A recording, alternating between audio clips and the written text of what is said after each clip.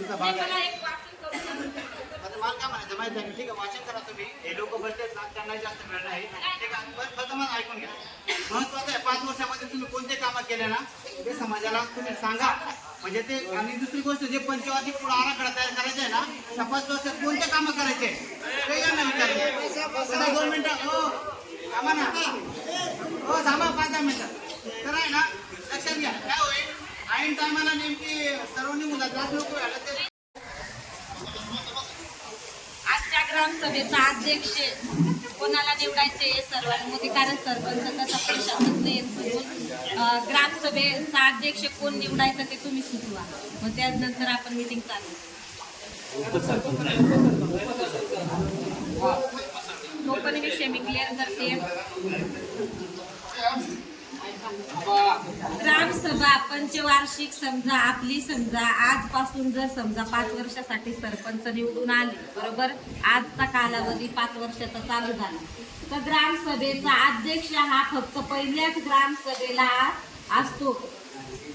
या 5 वर्षाची पहिली जी ग्रामसभा असते त्याला सरपंचाला अध्यक्ष स्थान द्यायचं असतं. जर पुढच्या जर समजा ग्रामसभा असेल तर गावाच्या कोणाला आपण प्रशासक आपण म्हणजे अध्यक्ष स्थान देऊ शकतो. आपण मुद्दा मी तुम्हाला सांगते. त्यामुळं पहिल्या ग्रामसभेला फक्त सरपंच हा अध्यक्ष करून मेन याच्यानुसार राहणार आहे आपल्याला आधी निवडून. पुढच्या ग्रामसभेला आपण गावाच्या वतीने कोणी पण निवडू शकतो. तर आज समजा आहे प्रशासकीय समिती सदस्य आपले 3-4 उपस्थित आहेत. आता समजा हे कोण आहे, समजा अलका रामचंद्र चौधरी, सुरेश आडे, रवी विष्णू चौधरी, 3च उपस्थित सदस्य.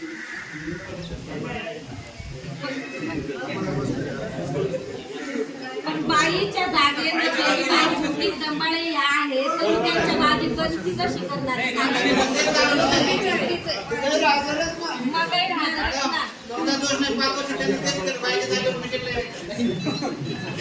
त्यामुळं अध्यक्ष कोण निवडायचं तुम्ही मला सांगा तुमच्यातून, मग मिटिंगला आपण चालू करू. उपसरपंच आहेत ना, उपसरपंच नाही, तुम्हाला निवडायचं असेल तलाठी तात्या मुद्दा.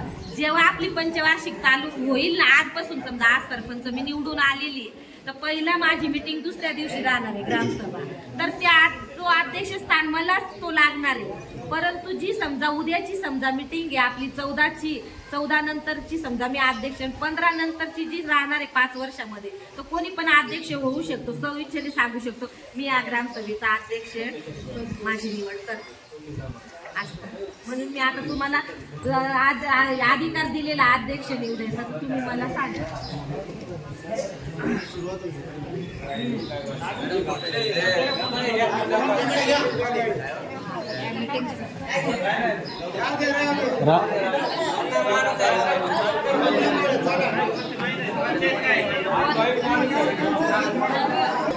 गावकरी त्याला उभा करा ना, बघू द्या आम्हाला पण. त्याला उभा राहायला म्हणजे परिचय द्यायला पाहिजे.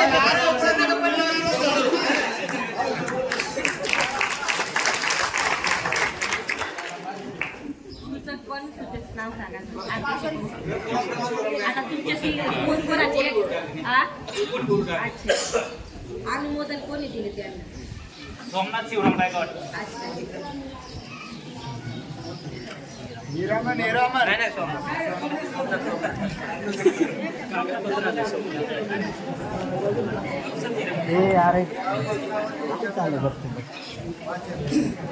आजच्या ग्रामसभेचे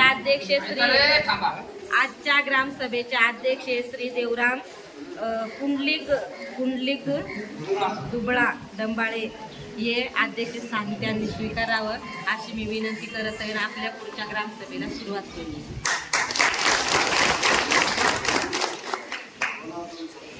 आता पहिला मुद्दा म्हणजे मागील सभेचे प्रोसिडिंगचे वाचन करणे. मी ते मागचा मुद्दा वाचते. मागची आपली जी मीटिंग झाली त्याच्यावर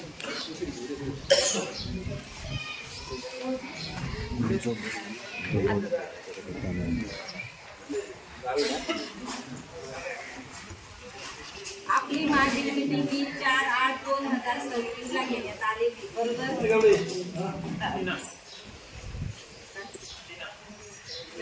4/8/2026 ला घेण्यात आलेली आहे. तरी मी त्या सभेचं मागच्या प्रोसिडिंगचं वाचन करते.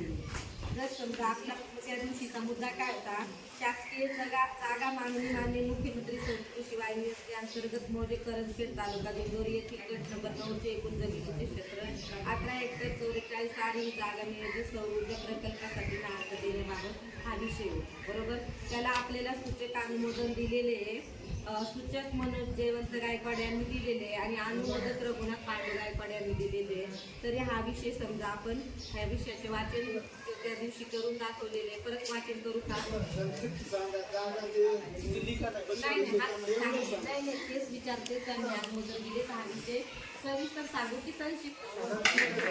तर त्या विषयाला सगळ्या गावाने विरोध दर्शवलेला आहे. आता मी वरिष्ठ कार्यालयाकडे पत्र कळवले. त्याच्याबद्दल काही कोणाची शंका वगैरे आहे का? नाही तर मग काय, शासकीय मी कर्मचारी होती, मी सीओचा प्रतिनिधी म्हणून होती. मला तुम्ही जे सांगितलं की समजा इथं जी सिच्युएशन होती ते सगळं मी तिथं मांडलेलं आहे.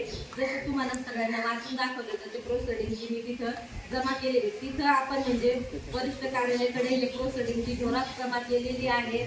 आणि हे वरतून पत्र आले होते ते पत्र जमा करण्यात आले वरिष्ठ कार्यालय. बरं मॅडम, प्रोसिडिंग जमा केले त्याचा काय पुरावा? कोणताही कागद कोणताही गोष्टी शिवाय जमा करत नाही. दुसरा मुद्दा आपला आदेशानुसार घेतो. आधी मी ना जे 15 ऑगस्ट समजा आता कालच आमची ना माननीय प्रधान सचिवाची विषय होती. आज 15 ऑगस्टला विषय घ्यायचे होते. त्यामुळे आमची 11 वाजता विषय झाली. माननीय प्रधान सचिवांनी माननीय मुख्य कार्यकारी अधिकारी यांची झालेली विषय. नंतर त्यांनी माननीय गटविकास अधिकारी यांनी आमची विषय लागली 11 ते 3 पर्यंत या विषय होते. तर मी त्या विषयाचे फक्त वाचन करते ना, त्याच्यावर आपण काय करायचं ते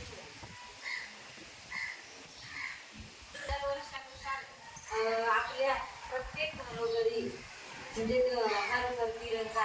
आता आपण 4-5 वर्षापूर्वी ते समजा शासनाने दिले होते जे समजा झेंडे घ्यायला आले त्यांना आपण फिरवले होते ते झेंडे त्यांच्याकडे आहे. पण आता समजा हर घर तिरंगा हा कार्यक्रम चालू आहे. 8 ते 15/8 पर्यंत चालू राहणार आहे. तर प्रत्येक लाभार्थ्यांनी किंवा ग्राहक संघांच्या संधी उपलब्ध असतील त्यांनी प्रत्येकाने आपल्या घरावर झेंडा फडकवला.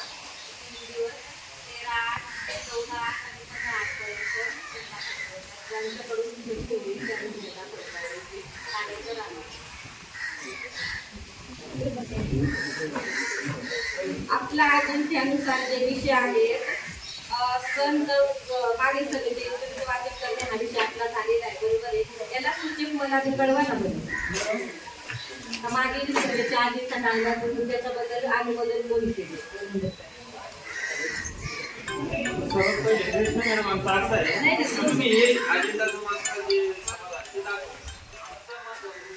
एक विषय झाल्यावर मला कसं द्यावं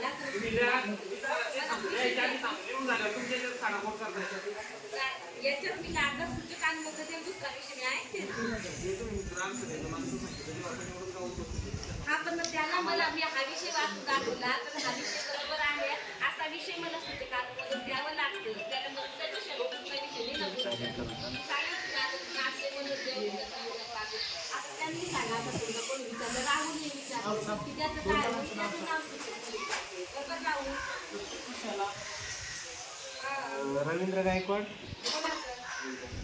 आता तुम्हाला विचारलं ना त्याचा काय गुन्हा मग राहुल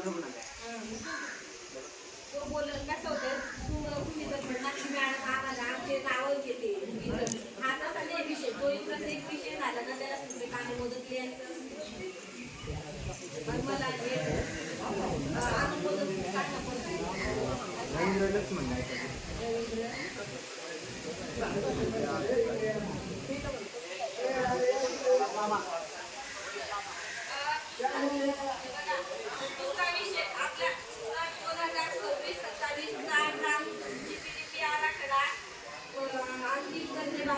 GPDP आराखडा म्हणजे ग्रामपंचायत लेवलचा तिकिटाचा आराखडा.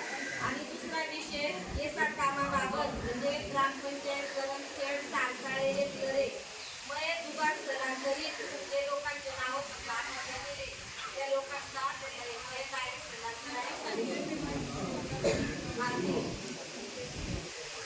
तिसरा विषय आपल्या आरोग्यासाठी आरोग्य विषयाचे जागृती करणे. 1 एप्रिलपासून आता जे समजा आहे त्यासाठी आरोग्य चौथा विषय आहे नवीन मतदार नोंदणी करणे मागणीचा विषय. आपला हा विषय आहे. आणि ज्या वरिष्ठ कार्यालयाकडून आपल्याला जे पत्र आलेले त्यांचे विषय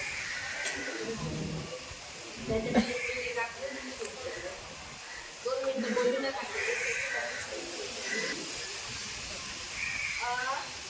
माननीय मुख्य कार्यकारी अधिकारी दीपन आशिक यांची संबंधित सभा दिनांक 12 फेब्रुवारी घेतलेला पहिला विषय 2026 मधील 300 कोटींच्या अंतर्गत 15 ऑगस्ट 2026 विशेष वृक्ष लागवड अभियानाचा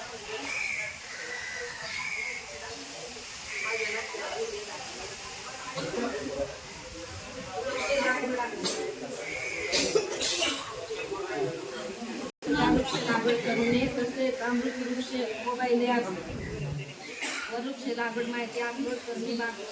तर प्रत्येक ग्रामपंचायतीला ना 400 वृक्ष लागवड करण्याची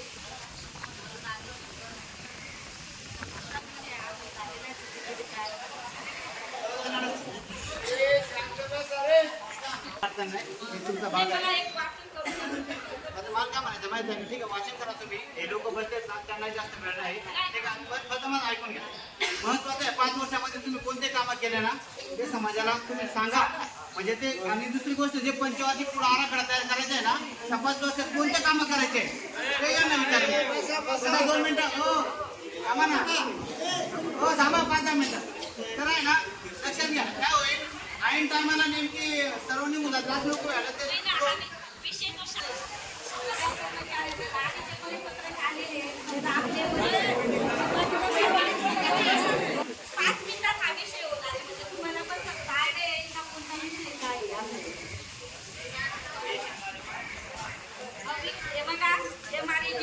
पूर्वीची जी समजा महात्मा गांधी राष्ट्रीय ग्रामीण रोजगार हमी योजना ही योजना होती.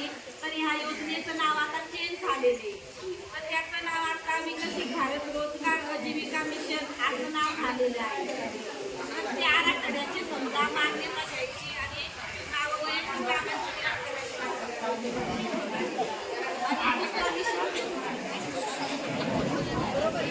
दुसरा विषय